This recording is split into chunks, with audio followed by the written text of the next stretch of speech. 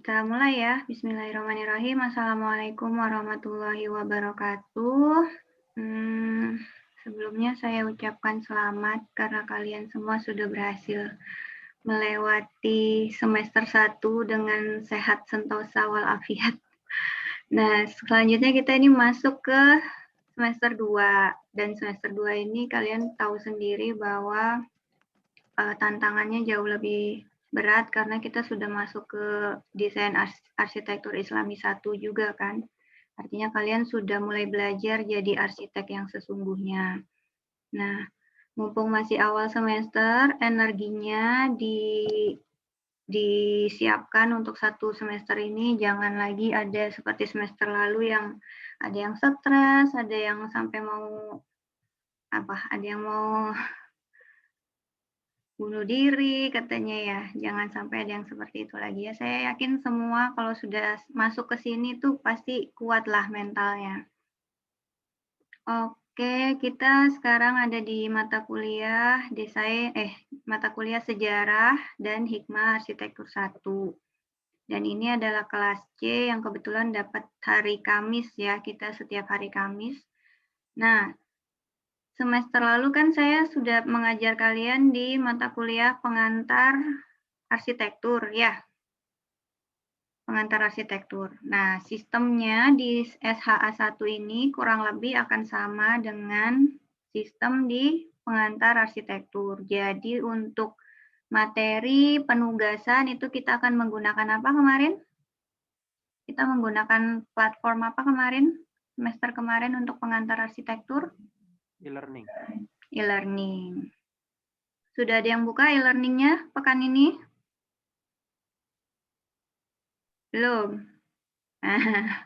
Nanti kita akan mulai masuk e-learning itu perkuliahan pekan ketiga. Jadi nanti saya akan jelaskan. Saya kan berempat tim teaching dengan Pak Puji, dengan Bu Sukma, dengan Bu Ais ya. Nanti kami akan berbagi materi seperti kemarin juga di pengantar arsitektur. Materinya akan di-share di e-learning, termasuk penugasannya apa untuk setiap pekan, itu akan ada di e-learning dan juga dikumpulkan di e-learning. Dan kalian tahu sendiri e-learning itu tidak bisa Tidak bisa kita mepet-mepet masukkan tugas, langsung upload lancar, langsung terkumpul tugasnya. Jadi kalian harus sangat berhati-hati dengan sistem di e-learning dan sistem itu pasti akan tertutup secara otomatis 30 menit setelah deadline. Ya, maksimal 30 menit setelah deadline. Jadi harap berhati-hati di situ. Kita juga tidak menginginkan kalian mendapatkan masalah teknis padahal sudah mengerjakan tugas ya, seperti semester kemarin kan sudah mengerjakan sketchnoting, ternyata tidak bisa dikumpulkan gitu ya. Sampai sini jelas? Nggak ada suaranya nih, lemes semua. Jelas, Bu. Belum makan siang ya? Sudah, Bu. Sampun. Oke, kita masuk ke materi ya. Ini ada materi pertama, sebenarnya ini materinya pengantar saja. Untuk perkuliahan selanjutnya sudah terlihat materinya? Sudah. Oke, nah ini mata kuliah Sejarah dan Hikmah Arsitektur 1. Seperti biasa pasti di minggu pertama kita akan bicara kenapa sih kita mempelajari mata kuliah ini tuh pentingnya apa untuk kalian mahasiswa arsitektur belajar sejarah dan hikmah arsitektur. Kenapa kita perlu mempelajari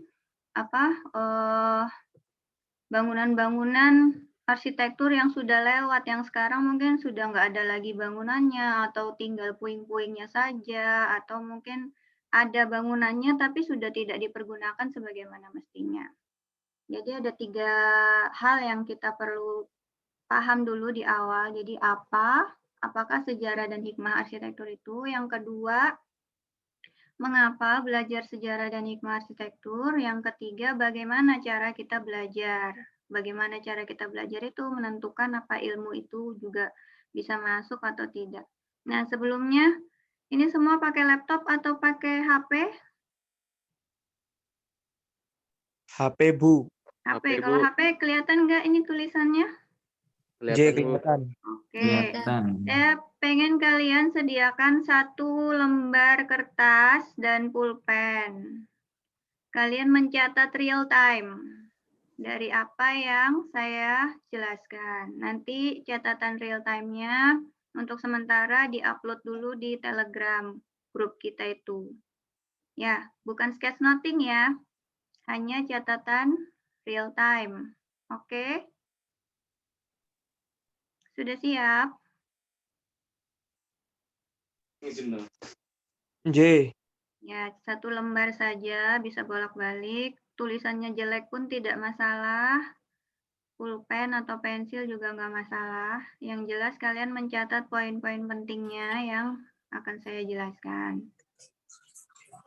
Oke ya, sudah bisa saya mulai ya.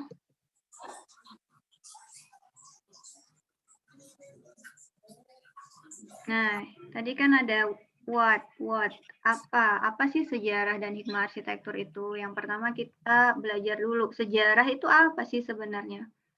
Sejarah itu kan kita tahu, misalnya kalian ngomong ke pacar, mantan pacar, oh kamu tinggal sejarah bagiku, misalnya seperti itu ya.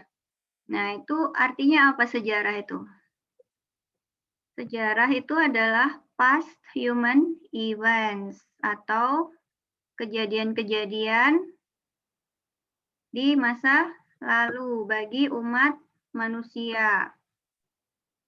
Past actuality itu artinya actual itu yang benar-benar terjadi, past events yang benar-benar kejadian yang benar-benar terjadi di masa lalu. Nah, tapi kalau sebagai bidang ilmu, apakah setiap kejadian di masa lalu itu bisa kita sebut sebagai sejarah? Kalau setiap kejadian di masa lalu itu kita sebut sebagai sejarah, maka buku sejarah kalian itu akan jadi sangat tebal sekali. Karena apa? Semuanya akan masuk ke situ. Makanya, kalau dalam bidang keilmuan, sejarah itu tidak semuanya past events atau kejadian di masa lalu itu masuk ke dalam sejarah. Misalnya, sejarah kalian sendiri pun misalnya, yang paling gampang. Apakah misalnya kalian makan hari ini, makan tempe, makan telur gitu ya, itu masuk ke dalam sejarah hidup kalian, kalau kalian menceritakan tentang sejarah hidup kalian? Tidak, Bu. Masuk apa enggak? Enggak. Kalau kalian diminta menceritakan sejarah hidup kalian, apa yang akan kalian ceritakan? Pengalaman penting, Bu. Ya, pengalaman-pengalaman penting, pengalaman-pengalaman yang bermakna untuk kalian itu yang kalian anggap sejarah. Sisanya itu memang kejadian di masa lalu tetapi tidak dianggap sebagai sejarah. Karena itu pengertian sejarah secara umum itu adalah studi. Studi itu artinya bidang ilmu tentang kehidupan manusia di dunia yang berhubungan dengan kemajuan, lembaga, budaya, dan peradabannya. Nah, yang akan kita pelajari di sejarah dan hikmah arsitektur itu juga tidak semua bentuk arsitektur di masa lalu kita pelajari, karena itu mungkin akan jadi satu jurusan sendiri kalau kita mempelajari semuanya. Study of past events, the branch of knowledge. Jadi, sejarah itu adalah salah satu cabang ilmu yang merekam dan menganalisis past events, kejadian masa lalu. Dan kejadian masa lalu ini kalau sejarah sebagai satu bidang ilmu, dia tidak hanya direkam, tapi dia juga dianalisis. Kenapa dianalisis?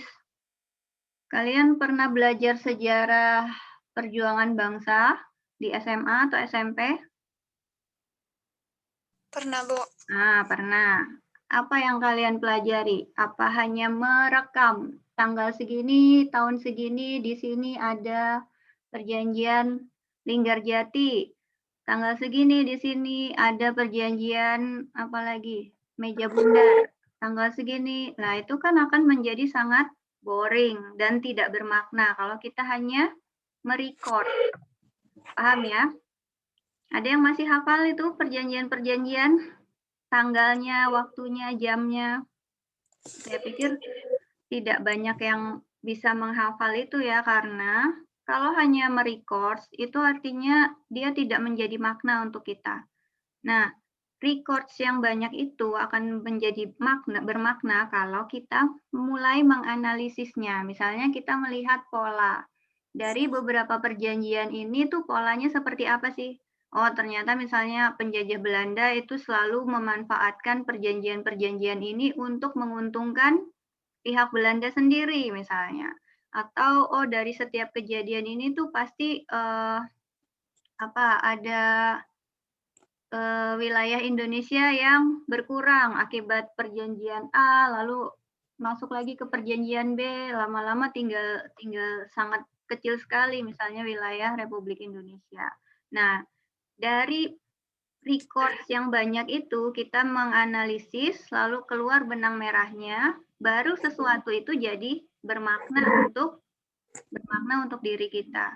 Sejarah itu kalau hanya kalian menghafal misalnya tahun berapa misalnya pagoda didirikan, siapa yang mendirikan, terus kayak piramid di mana tempatnya, kenapa dia didirikan, ya itu akan jadi sangat boring sekali. Dan saya juga sebelum mengajar sejarah ini saya juga ngerasa sejarah ini kenapa sih boring sekali, karena yaitu saya tidak bisa mengambil makna di balik pembelajaran sejarah itu. Nah, sebenarnya maknanya apa sih? Makna sejarah itu adalah kita mempelajari salah satunya kita mempelajari keunikan ruang dan waktu. Jadi setiap ruang dan waktu itu dia punya keunikan-keunikan tersendiri yang menandai perjalanan hidup umat manusia di dunia inilah. Misalnya kalau kita lihat kan ada perkataan sejarah itu selalu terulang gitu ya. Barang siapa dia tidak belajar dari masa lalu, dia bisa jadi mengulangi kesalahan yang sama dari para pendahulunya. Di dalam Al-Quran juga sangat banyak diceritakan sejarah, misalnya sejarah nabi-nabi. Apa sekedar diceritakan sejarah? Apa Al-Quran itu hanya kitab menceritakan sesuatu gitu tanpa ada makna? Pasti ada maknanya. Kenapa sih sejarah Nabi Musa diceritakan dengan sangat panjang, sementara kisah Nabi Muhammad mungkin hanya sedikit ada di dalam. Nah, itu kita mempelajari itu supaya kita mendapatkan makna untuk pembelajaran kita di masa depan. Nah, sekarang ada kata hikmah juga di mata kuliah kita tuh tidak hanya sejarah, tapi juga ada hikmah. Kan kalian pasti pernah dengar barang siapa mendapatkan hikmah, maka dia mendapatkan kebaikan yang besar. Ya, dan ilmu itu tidak cukup hanya ilmu saja, tapi dia juga harus disertai dengan hikmah. Nah, hikmah itu apa sih? Di sini kita lihat bahwa hikmah itu adalah yang pertama memahamkan rahasia dan faedah tiap-tiap sesuatu. Jadi yang namanya sesuatu, misalnya events, kejadian, atau suatu bangunan, misalnya di masa lalu, itu kita belum tentu sebagai orang biasa gitu ya, bisa paham apa sih rahasia atau faedah kemanfaatan di balik sesuatu ini. Misalnya di balik bangunan ini tuh manfaatnya apa sih? Kenapa sih dia dibangun di masa lalu? Apa yang melatar belakangi bangunan sebesar piramida itu dibangun di masa Firaun? Kira-kira rahasia apa? Manfaatnya apa? Nah, itu yang perlu kita pelajari dari sejarah. Ketika kita bisa mengetahui itu, maka kita sudah mulai mendapatkan hikmah dari sejarah itu. Yang kedua, hikmah itu adalah ilmu yang sahih, yang menggerakkan kemampuan untuk melakukan sesuatu perbuatan yang bermanfaat. Kita sudah paham semua kalau di dalam Islam itu ilmu, iman, amal itu terkait tiga-tiganya. Orang banyak berilmu kalau dia tidak pernah beramal juga artinya dia tidak mendapatkan hikmah dan artinya dia tidak mendapatkan kebaikan yang besar. Kalau kita lihat di peradaban barat itu banyak intelektualnya yang dia cerdas atau pintar, tapi secara moral dia mungkin dia sering melakukan kerusakan atau dia merusak dirinya sendiri misalnya dengan selalu mabuk-mabukan atau ujung-ujungnya misalnya ada yang bunuh diri, ada yang frustasi gitu ya. Itu berarti ilmu tidak disertai dengan hikmah, dan hikmah itu adalah apa tadi? Hikmah itu menggerakkan kemauan kita untuk berbuat sesuatu yang bermanfaat. Jadi ilmu kita itu baru bisa disebut mendapatkan hikmah. Itu kalau kita sudah bisa berbuat sesuatu berdasarkan ilmu kita itu sesuatu yang bermanfaat atau ada maslahatnya gitu. Yang ketiga, hikmah itu apa? Ilmu yang sudah dicerna. Jadi dicerna dengan apa? Dicerna dengan hati. Dicerna dengan hati, karena kalau ilmu masih apa ya, berupa pengetahuan. Pengetahuan itu kalau terlalu banyak tidak ada manfaatnya, dia justru bisa jadi sampah di dalam otak. Pernah dengar brain trash? Sampah otak itu kalau kebanyakan pengetahuan, dia tidak mampu menghasilkan makna apapun di dalam hidup kita, itu tidak jadi ilmu artinya. Makanya di zaman sekarang, di zaman ilmu pengetahuan seperti sekarang, itu belum tentu juga banyak informasi dari internet, kita bisa mencerna semuanya dan bisa menjadi ilmu gitu ya. Itu kenapa kita belajar itu tetap harus dengan guru. Tidak bisa kita belajar, artinya belajar hanya mengumpulkan informasi sebanyak mungkin, karena yang bisa menstrukturkan ilmu, yang sudah mencerna ilmu, yang sudah memadukan ilmu dengan rasa, dengan akal, dengan hati itu adalah apa? Adalah guru gitu loh. Paham ya sampai sini? Nah, yang keempat ini penting karena hikmah itu ilmu yang menghubungkan ilmu pengetahuan dengan ilmu hakikat ruhaniah kita. Kita tahu kalau sekarang manusia itu istilahnya apa? Terbelah ya, kepribadiannya terbelah. Ada jasad, ada ruh, dan itu dua-duanya seperti bergerak ke arah yang bertolak belakang. Yang jasad itu ingin memenuhi segala keinginan duniawinya, jasadnya, lalu yang ruh ini tidak bisa mengendalikan jasad ini. Artinya jasad itu berada pada posisi yang lebih tinggi daripada ruh. Dan itu kalau ketidakadilan di dalam diri itu sangat besar, artinya apa? Ilmu pengetahuan yang dipunyai itu, si manusia yang salah menempatkan dirinya itu tidak akan banyak bermanfaat buat dirinya, bahkan bisa jadi merusak bagi dirinya. Nah itu kenapa banyak orang pintar tapi banyak orang korupsi? Ya, kenapa banyak orang pintar tapi banyak orang korupsi? Apakah orang korupsi itu karena dia miskin? Saya tanya. Ada yang bisa jawab? Bukan, Bu. Tidak, Bu. Yang korupsi itu orang miskin atau orang kaya? Orang berkemampuan. Punya akhlak, Bu. Orang kaya ya, orang kaya yang korupsi itu. Kalau orang miskin paling apa? Nyolong, terus apa? Ya mungkin cuma untuk apa? Mengambil milik orang lain untuk memenuhi dia makan sehari atau dia makan 2 hari gitu ya. Tapi orang korupsi itu kan bukan orang sembarangan lah istilahnya kalau dia korupsi. Dia orang pintar, dia orang cerdas, tapi dia memanfaatkan kecerdasannya itu untuk melampaui hakikat ruhaniahnya itu tadi dan mengedepankan apa keinginan jasmaninya saja. Itu yang membuat kenapa ilmu hikmah itu penting dan kita harus mempelajari hikmah ini di dalam sejarah arsitektur. Nah, ada yang pernah dengar ini? Learn about the past if you would divine the future. Apa sih pentingnya mempelajari sejarah? Oh, sudah berlalu, sudah lewat loh. Kalau kalian punya sejarah dengan mantan, ada yang punya sejarah dengan mantan nggak di sini?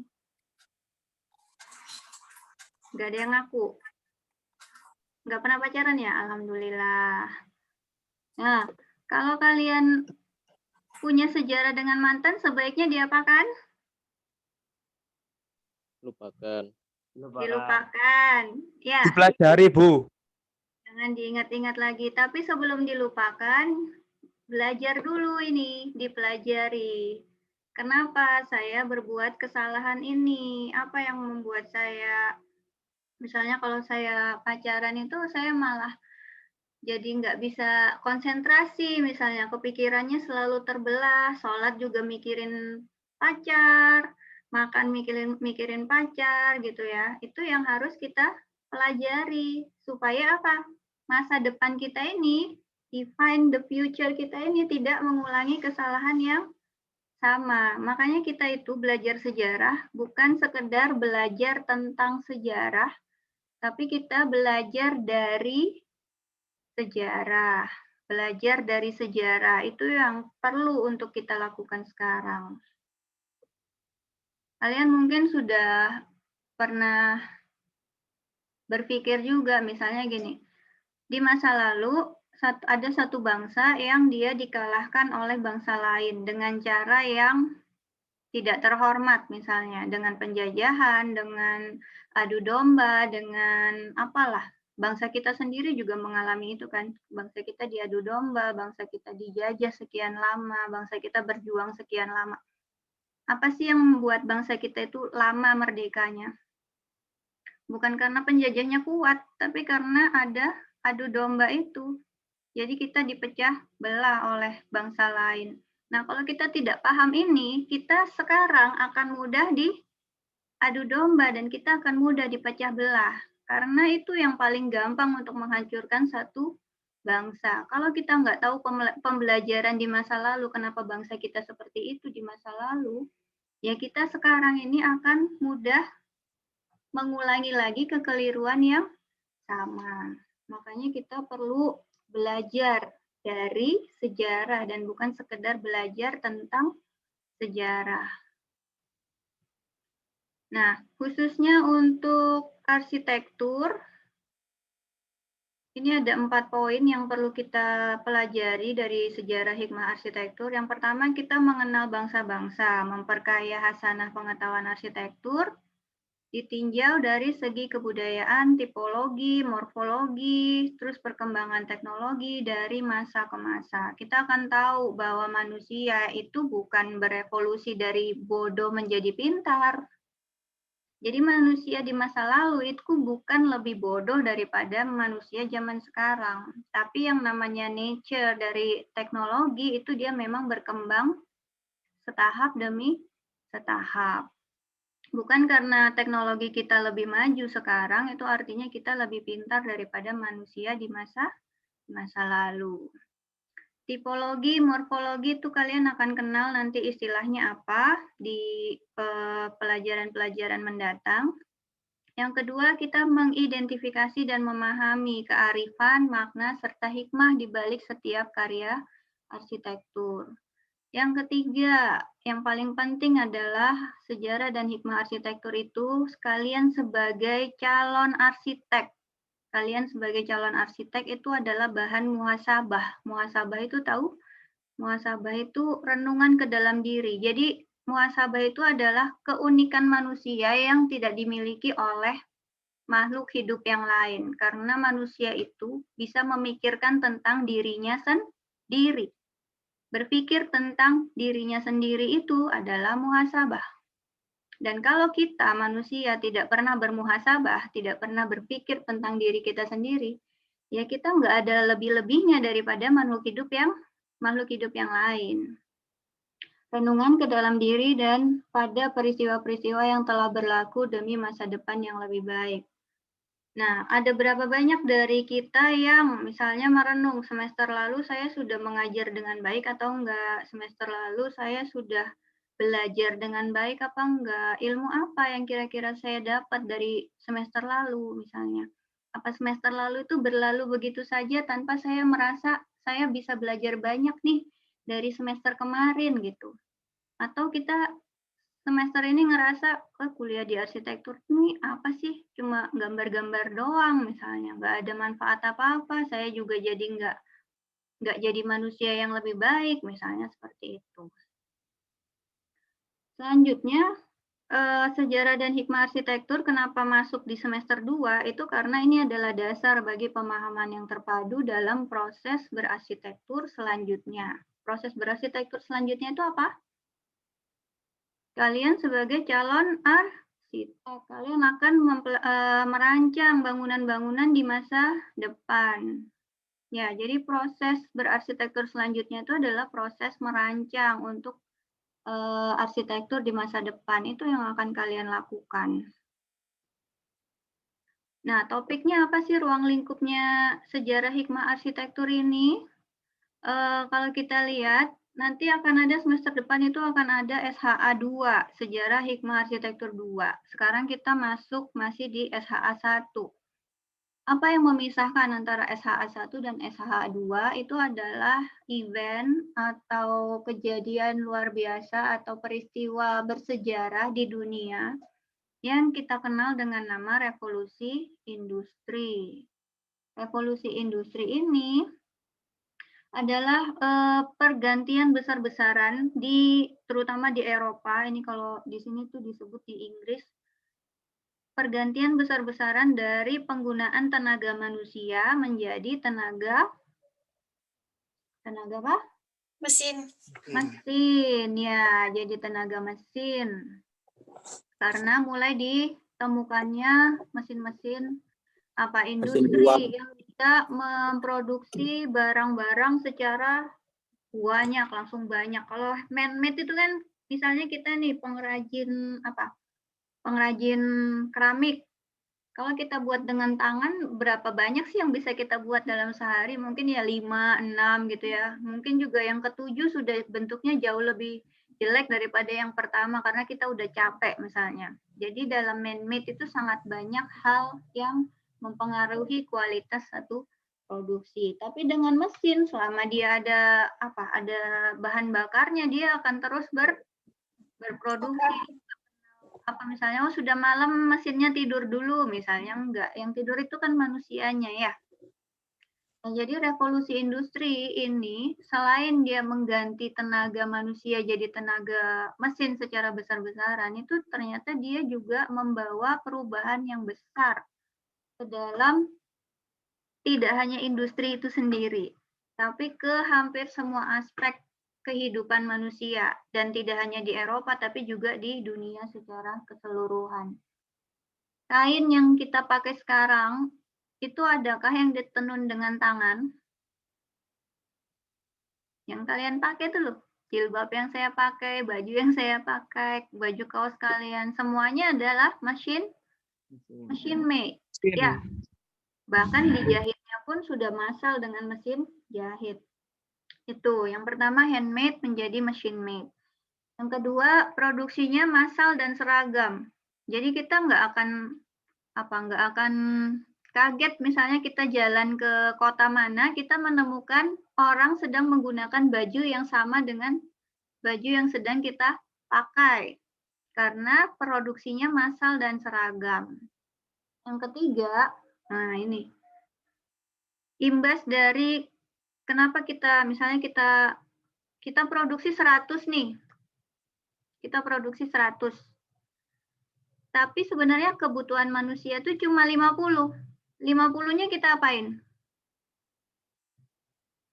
Buang jadi limbah. 50-nya kita usahakan supaya manusia itu beli walaupun tidak butuh. Ya, walaupun mereka tidak perlu. Nah, itu yang disebut produsen ini mendorong konsumerisme. Jadi yang barang-barang yang sebenarnya kita nggak perlu, itu jadi kita pikir kita perlu karena itu didorong oleh produsen supaya kita sudah beli mesin banyak, dia mampu produksi 1000, tapi berdasarkan kebutuhan manusia cuma diproduksi 100, rugi kan? Yang sisanya mesinnya ini tidak akan berproduksi gitu loh. Makanya produsen itu mendorong konsumerisme. Nah, dampaknya apalagi kalau di arsitektur itu hilangnya, tergusurnya material lokal dan alami. Yang itu pada abad sekarang sudah mulai kita usahakan untuk kita reverse dengan penggunaan misalnya bahan bambu, dengan misalnya bahan-bahan lokal yang alami, misalnya tanah liat atau bambu tadi itu sudah mulai di riset supaya dia misalnya bambu itu kadar airnya bisa turun sehingga tidak cepat busuk misalnya, daya tahannya jadi lebih lama gitu ya. Nah, ini material lokal itu hilang, digantikan dengan apa? Kalau kalian sekarang ke seluruh dunia, pasti kita akan lihat bangunan dari beton, dari kaca, dari baja. Ya, G. 3 material itu ada di mana-mana, di seluruh dunia. Itu adalah salah satu dampak dari revolusi industri. Sebelumnya kita mungkin menggunakan kalau di Afrika mereka menggunakan lumpur untuk bahan rumah mereka. Pernah lihat nggak? Yang dom-dom itu, rumah yang kecil, dom, terus dilapisi dengan lumpur juga supaya dia kering. Nah, itu rumah-rumahnya seperti itu. Jadi kalau kita lihat bangunan sebelum revolusi industri, lihat foto itu kita bisa tahu, oh ini nih kayaknya bangunan dari benua Eropa atau benua Afrika atau dari Asia, tapi bangunan setelah revolusi industri kita udah bingung, ini ada gedung bertingkat ini di mana ya kira-kira, bisa jadi di Eropa, bisa jadi di Australia, bisa jadi di Amerika, bisa jadi di Indonesia gitu. Nah, hilangnya lokalitas bentuk arsitektur itu juga satu dampak yang penting. Kalian kalau lihat arsitektur Nusantara itu kan bentuknya ada yang kayak tanduk sapi, tanduk kerbau, ada yang macam-macam bentuknya. Tapi kalau kita lihat arsitektur sekarang gimana? Ya udah kotak-kotak gitu ya, lurus-lurus gitu. Jadi lokalitas bentuk juga hilang karena ada revolusi industri. Nah, kalau material lokal dan alaminya hilang, otomatis keterampilan masyarakat setempat itu juga hilang. Coba kita cari sekarang tukang yang bisa mengolah bambu tanpa paku. Jadi dia menguasai teknik mengikat bambu jadi satu rangkaian bangunan, bahkan sebagai penutup atap. Pernah lihat nggak bambu yang dia jadi atap? Kalau di kampung, di desa-desa tuh masih banyak tuh bambu yang dia jadi atap. Nah, itu akan hilang karena pengetahuan itu hilang karena material lokal dan alaminya juga nggak pernah dimanfaatkan lagi. Otomatis seiring berjalannya waktu, keterampilan itu juga akan hilang. Sampai sini paham ya? Misalnya ada berapa banyak sih dari kita semua sekarang yang pintar menganyam bambu misalnya. Bisa bikin pola-pola yang bagus, yang rapi, kayak misalnya nenek-nenek di pasar tuh kan dia jual yang kadang dia nganyam sendiri tuh di pasar, anyaman-anyaman bambu. Nah, pengetahuan itu, keterampilan itu sudah hilang di masyarakat zaman sekarang. Selanjutnya yang juga bermasalah adalah karena kita hilang kepekaan terhadap kesetempatan itu tadi, akhirnya iklim setempat itu juga kita tidak merasa peka lagi. Oh, kalau di Indonesia tuh iklimnya misalnya tropis yang lembab misalnya, beda dengan bangunan di Eropa yang dia dingin dan kering misalnya. Semua bangunan di mana saja itu jadi mirip semua, entah di negara tropis, entah di negara subtropis, entah di negara mana kutub misalnya, itu jadi sama semua. Dan yang terakhir, yang paling parah ini adalah rusaknya alam akibat limbah industri. Limbah industri itu jangan dikira sedikit ya. Kita makan mie goreng, mie instan, ada berapa bungkus plastiknya yang kita buang? 1 plastik kresek, 2 plastik kemasannya, 3 plastik Bumbu. Cuma untuk makan 1 kali mie goreng, mie instan ya. Apalagi sekarang banyak sekali kan makanan-makanan siap saji yang banyak plastiknya gitu ya. Jadi kalau sudah jadi mahasiswa arsitektur, setidaknya kita punya awareness terhadap kerusakan alam akibat limbah industri ini. Minimal 1, kalian jangan buang sampah sembarangan. Ya. 2, kalau bisa bawa tempat minum atau kalau beli makanan siap saji pun mungkin bawa tempat sendiri misalnya. Jadi hal-hal yang kecil itu sudah harus jadi awareness untuk seorang mahasiswa arsitektur.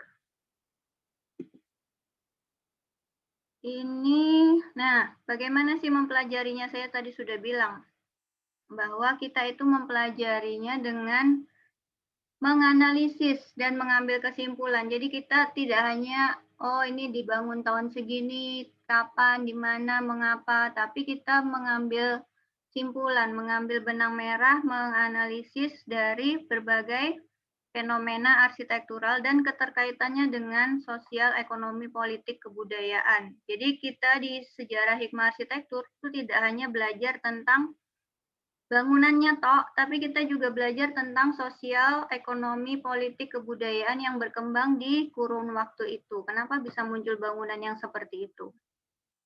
Yang kedua, memahami perbedaan filosofi arsitektur yang dimiliki oleh masing-masing kebudayaan. Kita akan belajar tentang 3 kebudayaan besar. Yang pertama, peradaban Barat. Yang kedua, peradaban Timur. Yang ketiga, peradaban Islam. Apa perbedaan filosofi dari masing-masing arsitekturnya? Yang ketiga, kita akan belajar mengkaji dan menelaah informasi yang terkandung di balik setiap objek arsitektur. Jadi tidak hanya yang nampak, oh warnanya merah, oh kolomnya begini, oh atapnya begini. Tapi kenapa bisa muncul warna merah itu, kenapa bisa muncul bentuk kolom yang seperti itu, kenapa bisa muncul bentuk atap yang seperti itu. Saya kasih contoh, di sini ada bangunan Cina ya. Bangunan di Beijing ini. Kelihatan nggak? Ini adalah Forbidden City di Beijing. Kenapa atapnya tumpang 3? Apa atap 1 nggak cukup? Cukup nggak kalau secara fungsi aja atap tumpang 1 cukup nggak? Cukup. Cukup ya. Atap 1 aja cukup cut gitu ya. Tapi kenapa dia ada 2, 3? Nah itu pasti ada alasannya ya. Terus ini Kolosium di Roma. Kenapa dia sampai ini 1, 2, 3, 4? Ini ada 4 tingkatan nih. Kenapa dia ada 4 tingkatan? Ini juga, kenapa dia ada 3 tingkatan? Itu semua ada sesuatu di balik itu yang bisa kita pelajari gitu loh. Nah, dan kita akan mempelajari semester ini. Supaya kalian bisa punya kedalaman bahwa yang namanya ilmu arsitektur itu tidak hanya tentang bentuk, tetapi makna yang ada di balik bentuk. Yang keempat, kita mengadaptasi pengetahuan arsitektur terdahulu. Nah, pengetahuan arsitektur di masa lalu itu kita apakan? Kita adaptasi, bukan kita adopsi mentah-mentah, tapi kita adaptasi sebagai preseden. Preseden itu contoh. Ya, kalian akan sering mendengar preseden, studi preseden. Itu nanti di DAI akan ada studi preseden. Studi preseden itu artinya kita mempelajari arsitektur, objek arsitektur yang sudah pernah ada atau sudah ada, untuk kita jadikan bahan pelajaran untuk perancangan objek arsitektur kita. Ya, proses berarsitektur selanjutnya. Nah, mengenai arsitektur kebudayaan itu kita ada setidaknya ada 4 jalan. Yang pertama reinvigorating, yang kedua reinventing, yang ketiga extending, yang keempat reinterpreting tradition, yang itu berbeda-beda jalan dalam dia menerjemahkan kebudayaan dan sejarah di masa lalu untuk kita jadikan perancangan di masa depan.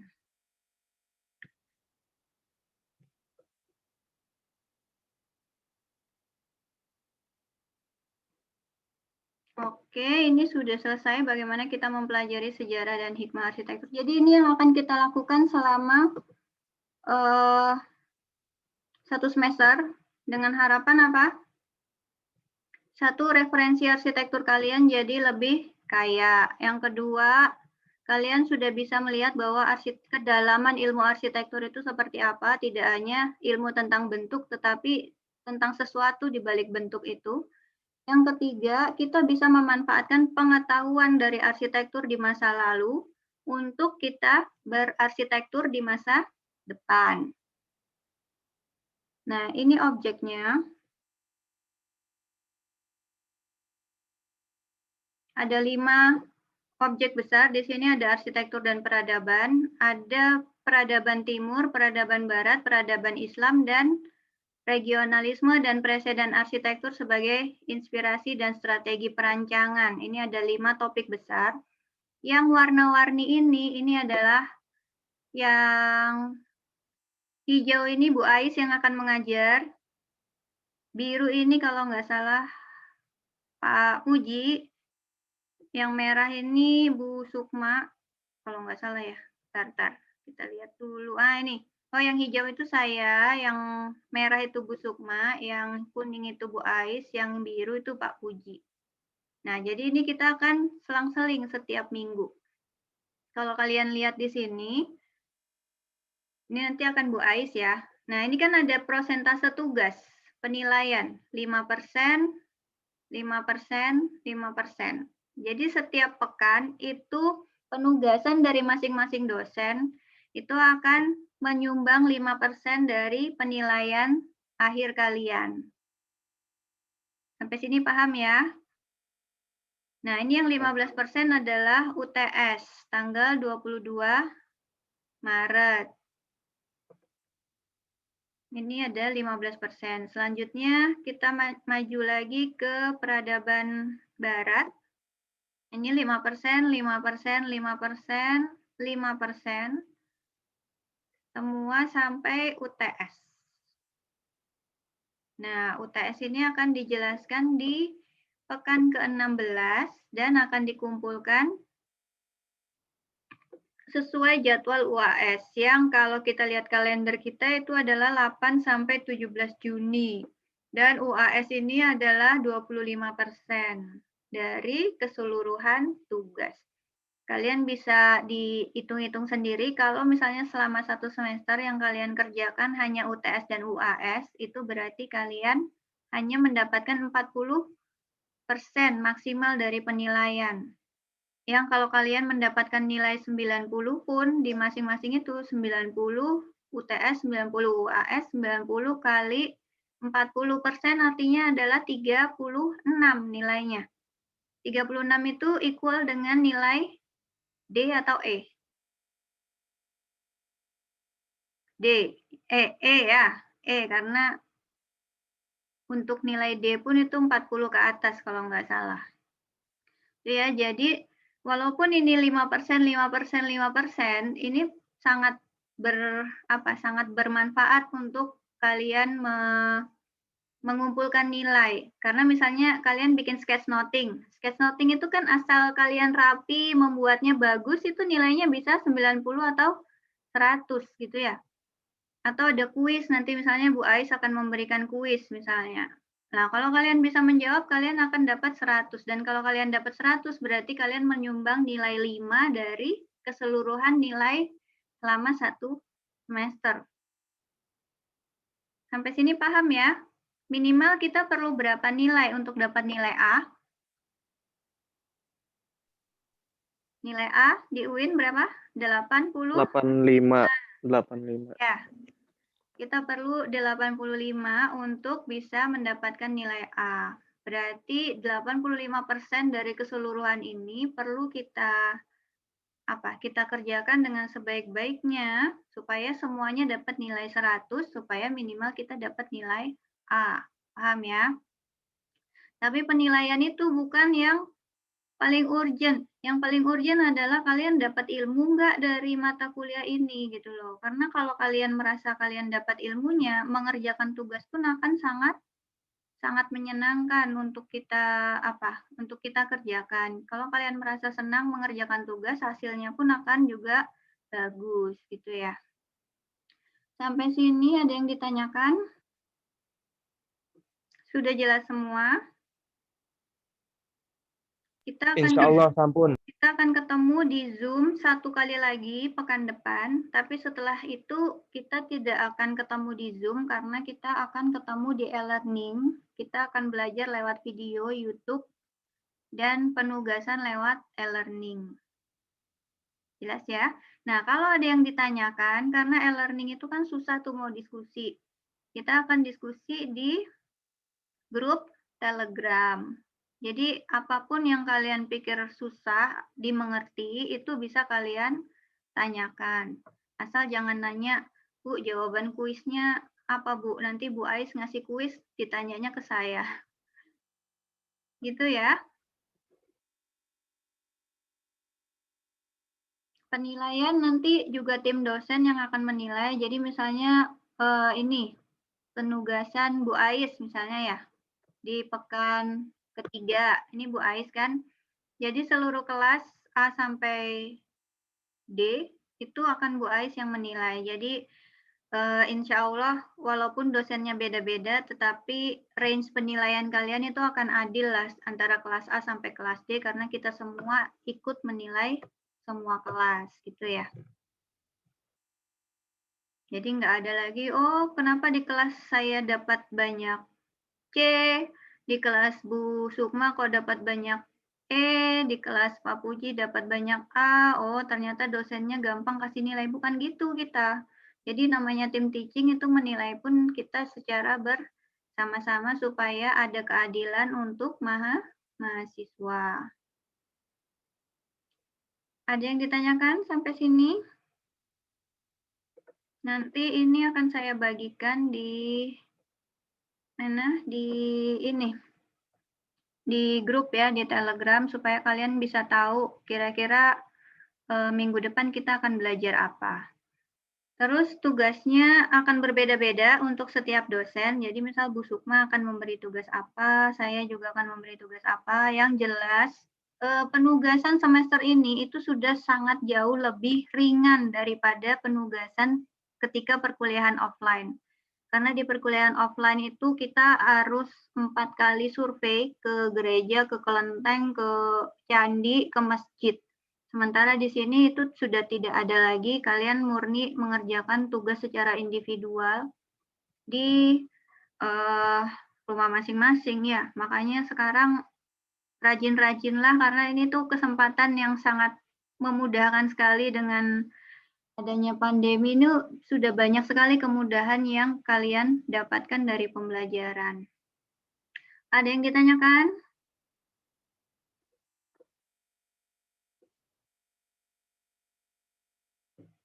Nggak ada, sudah jelas semua ya. Kalau sudah jelas semua, nanti kalau ada yang mau ditanyakan lagi bisa di grup Telegram. Dan kalau nanya, jangan japri. Nanya aja langsung di grup, kan itu grup kecil ya, jadi tidak terlalu bikin malu lah kalau nanya.